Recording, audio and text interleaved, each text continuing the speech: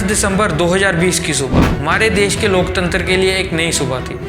उस दिन हमारे देश के प्रधानमंत्री नरेंद्र मोदी ने नए पार्लियामेंट बिल्डिंग की नींव पत्थर रखी और इस बिल्डिंग को बनने में लगभग 21 मंथ का समय लगा और इसको बनाने की कीमत 971 करोड़ बताई जाती है। ये 6445 स्क्वायर फुट में फैली हुई है। जिस जगह पे इस बिल्डिंग को बनाया गया है वहाँ से 200 पेड़ों को काट के इसे बनाया गया है।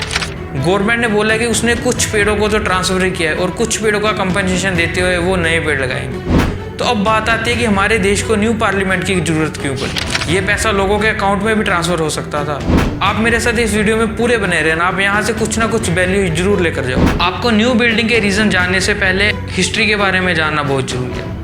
1911 में ब्रिटिश गवर्नमेंट ने यह डिसाइड किया कि वो अपनी कैपिटल कलकत्ता से शिफ्ट करके दिल्ली ले जाएगी और दिल्ली में पार्लियामेंट चलाने के लिए एक पार्लियामेंट बिल्डिंग की ज़रूरत थी।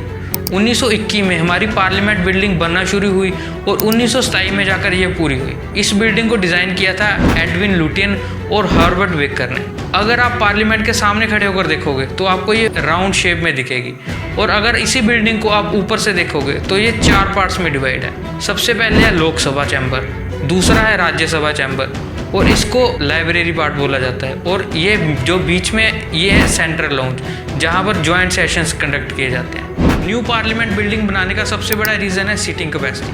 हमारी एग्जिस्टिंग पार्लियामेंट में 550 सीट्स हैं जिसमें से 542 सीट्स इलेक्ट की जाती है और हमारा कॉन्स्टिट्यूशन भी मैक्सिमम 552 सीट्स इलेक्ट करने की परमिशन देता है। और दोस्तों दिक्कत क्या है, जब हमारा देश आज़ाद हो रहा था तब ये डिसाइड किया गया था कि हर 10 साल में एलोकेशन ऑफ सीट्स की जाएगी according to the population change. जब कॉन्स्टिट्यूंसीज लाइन खींची जा रही थी तब ये डिसाइड किया गया कि कौन सी कॉन्स्टिट्यूंसी सबसे बड़ी होगी और कौन सी कॉन्स्टिट्यूंसी सबसे छोटी होगी और एक एमपी रफली पॉपुलेशन को रिप्रेजेंट करेगा। पर इस चीज़ में आगे चल के दिक्कत आ गई। इन 1976 Indian government population control policy लेके आती है।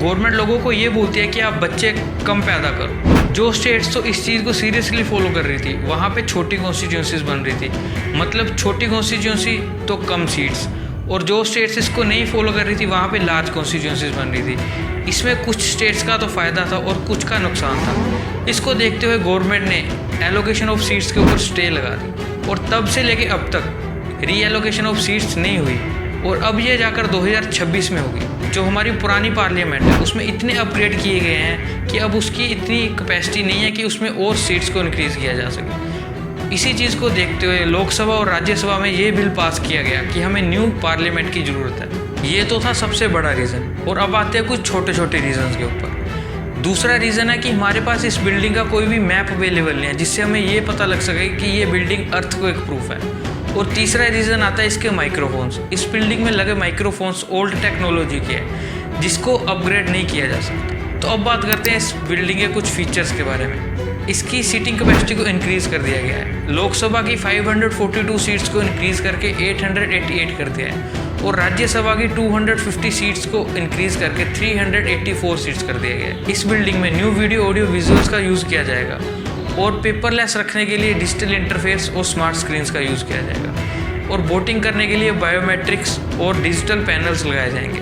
इस बिल्डिंग का इंटीरियर हमारे नेशनल सिंबल्स के ऊपर होगा जिसमें से लोटस, पीकॉक और बैनियन ट्री होगा। लोकसभा की थीम पीकॉक के ऊपर, राज्यसभा की थीम लोटस के ऊपर और सेंट्रल लॉज की थीम बैनियन ट्री के ऊपर होगी। ये बिल्डिंग अर्थक्वेक प्रूफ है और इसको बिमल पटेल ने डिज़ाइन किया है।